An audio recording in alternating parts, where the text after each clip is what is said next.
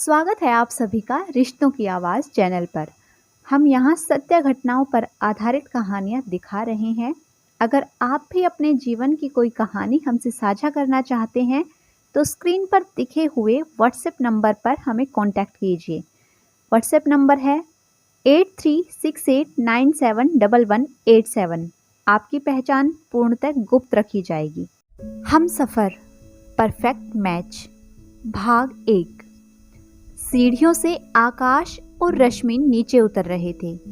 सामने सोफे पर दोनों के परिवार वाले बैठे थे और बस उन दोनों की हाँ का इंतजार कर रहे थे। रश्मि सीधे अपनी माँ के पास आ गई। उसके चेहरे पर मायूसी नजर आ रही थी। फिर सबकी निगाहें आकाश की ओर चली गई और उसने इशारे से ना में जवाब दिया। उसके बाद हंसी खुशी वाला माहौल मायूसी में बदल गया। थोड़ी देर बाद आकाश के साथ उसके भैया भाभी और छोटी बहन उठकर घर जाने के लिए निकल गए।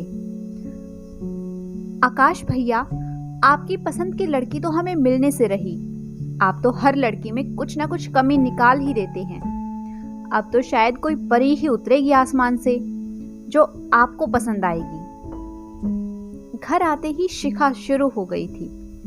शिखा ने चिढ़कर कहा, कितनी अच्छी लड़की थी रश्मि, इतना खूबसूरत चेहरा, पढ़ी लिखी, सारे काम जानने वाली घरेलू लड़की। ऊपर से उसके परिवार वाले भी कितने अच्छे लगे मुझे। कितने प्यार से बातें कर रहे थे वो, और आपने जरा सी कमी के लिए उसे रिजेक्ट कर दिया। मैं ठीक कह रही हूं ना भाभी? शिखा ने अपनी बात कहकर अपनी बड़ी भाभी की राय पूछने के लिए कहा। आप ही कहिए भाभी, कहाँ आपका लाडला देवर 6 फुट का और कहाँ वो लड़की बस 5 फुट की? ये भी कोई मैच हुआ? आकाश ने भी अपनी भाभी से लाड़ लड़ाते हुए कहा। अच्छा, मतलब अगर वो लड़की 5 फुट 2 इंच की होती तो आपको पसंद आ जाती? शिखा ने नाराज होते हुए पूछा। तब मैं सोच सकता था, आकाश ने संजीदगी से कहा। अगर ऐसा ही था तो पहले ही मना कर देते, लेकिन जब उसे शादी के फंक्शन में देखा था तब तो उसकी शक्ल देखकर तुरंत रीझ गए थे और कहा था कि अगर इस लड़की का रिश्ता आ जाए तो मुझे मंजूर है। फिर जब पता चला कि उसका रिश्ता आपके लिए आया है तो फौरन देखने के लिए तैयार हो गए, और आज जब देखकर आए हैं तो उसमें कमी निकाल दी। उसके परिवार वालों को रिजेक्ट करने की वजह पता चली थी तो बेचारे कितने मायूस हो गए थे। पहले जब वो चाय लेकर हमारे सामने आई थी तब आप कितने खुश नजर आ रहे थे।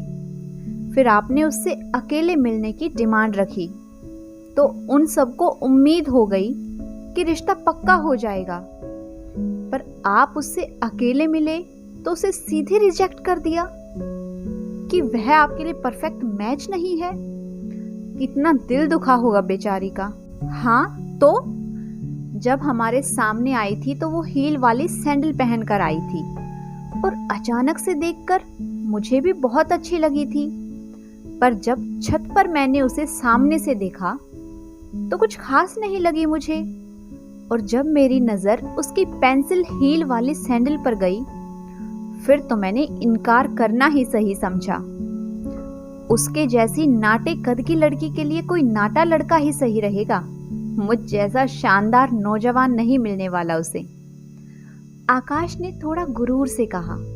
अब ऐसी लड़की तो मिलने से रही जिसमें कोई कमी ना हो। अब तक 17 लड़कियों को रिजेक्ट कर चुके हैं आप देवर जी। मैं तो अब आपके लिए लड़की देखने नहीं जाऊंगी। बड़ी भाभी ने भी मुंह बनाते हुए कहा। उन्हें भी आज बहुत बुरा महसूस हुआ था। आखिर वो भी एक औरत थी और कभी वो भी इस पसंद और नापसंद के दौर से गुजरी थी। अच्छा चुप करो तुम दोनों। जब मेरे बेटे में कोई कमी नहीं है फिर वो वैसे ही लड़की चाहेगा ना। तुम दोनों तो उसके पीछे ही पड़ गई हो। शारदा जी ने अपने लाडले बेटे की साइड लेते हुए कहा।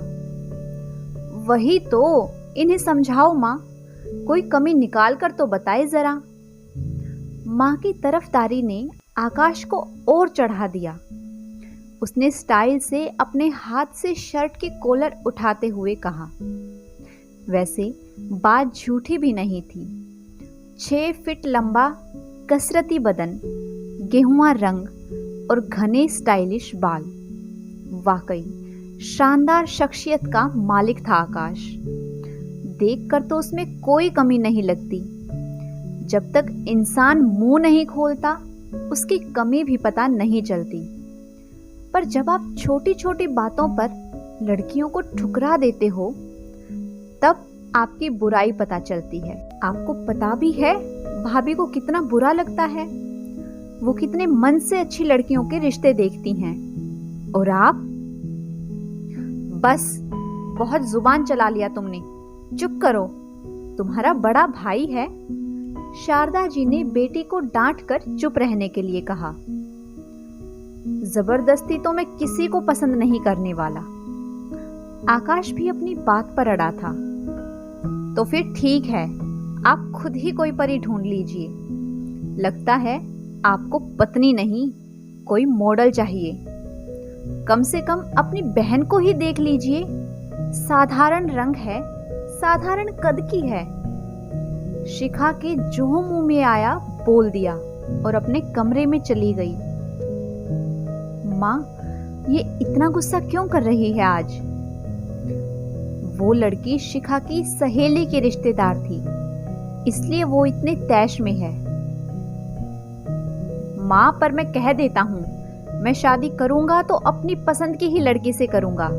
एक बात बोलूं देवर जी, आपने अपने लिए जो आइडियल बनाया है उसमें केवल खूबसूरती का ही नहीं, अच्छी सीरत का भी ख्याल रखिए, नहीं तो जिंदगी गुजारनी मुश्किल हो जाएगी।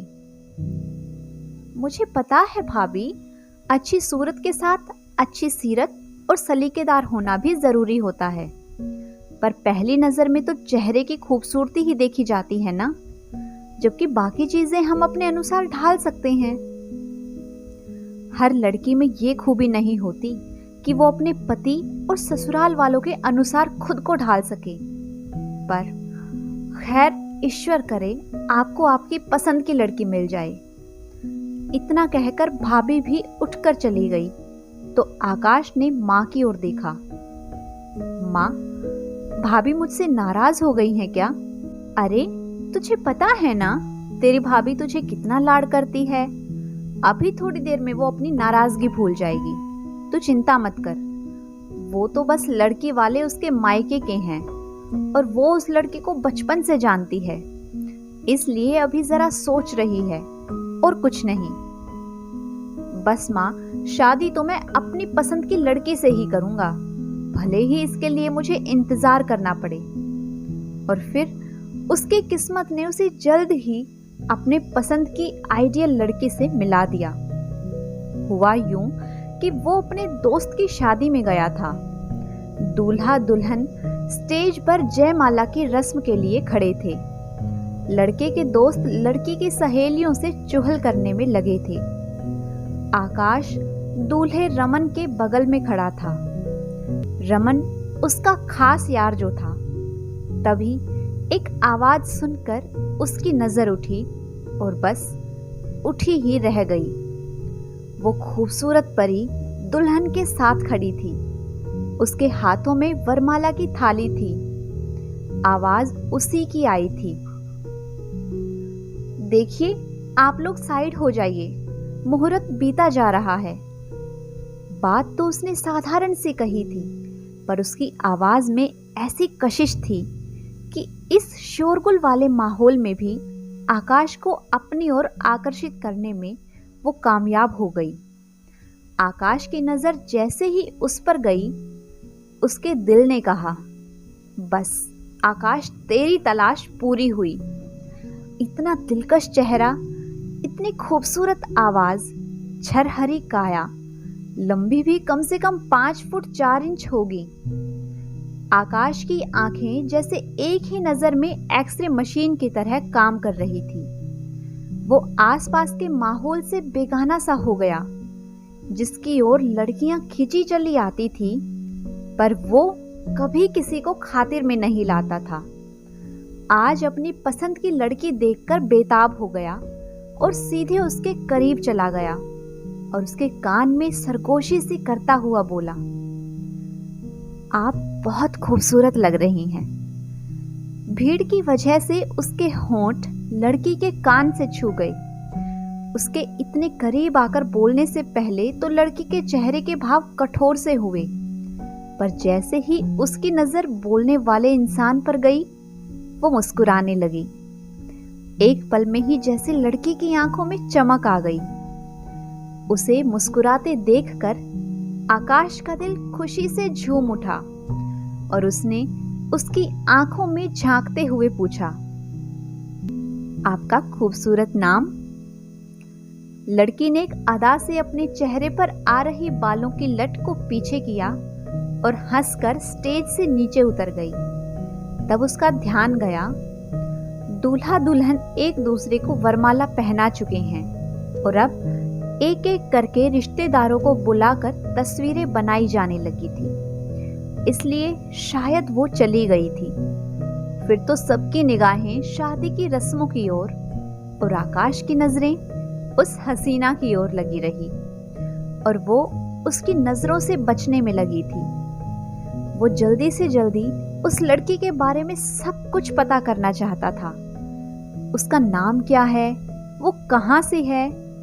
दिल में थोड़ा डर सा भी लग रहा था कि कहीं वो पहले से किसी से एंगेज तो नहीं, पर उसके सारे सवालों के जवाब देने वाली उससे बचती फिर रही थी। इन्हीं सब में जूते चुराने की रस्म शुरू हो गई। रमन ने अपने जूते आकाश को संभालने के लिए कहकर मंडप की राह ली।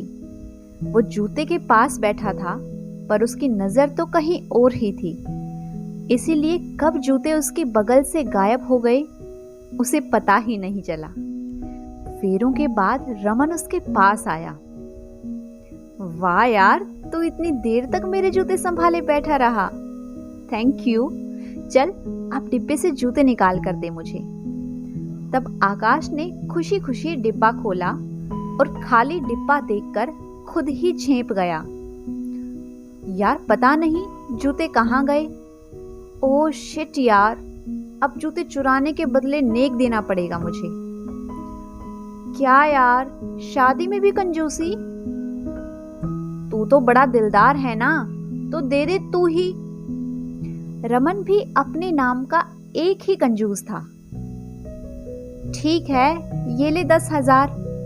बस भाभी की सहेली का एड्रेस बता देना मुझे। हैं? इतनी सी बात के लिए तू सचमुच मुझे पैसे दे रहा है? नहीं, तू ख्वाब देख रहा है। नहीं चाहिए तो वापस दे दे मुझे। अरे यार का गिफ्ट लौटाना अच्छी बात नहीं होती। रमन ने हंसते हुए नोटों की गड्डी अपनी जेब के हवाले कर दी। क्या आकाश की पसंद उसे उसकी मंजिल तक ले जाएगी? जानेंगे अगले भाग में। तब तक अगर आप सभी को आज की मेरी ये कहानी पसंद आई है तो वीडियो को लाइक कीजिए, शेयर कीजिए। साथ ही अगर आपने अभी तक मेरे चैनल को सब्सक्राइब नहीं किया है तो जल्दी से चैनल को सब्सक्राइब कर लें। Thanks for watching.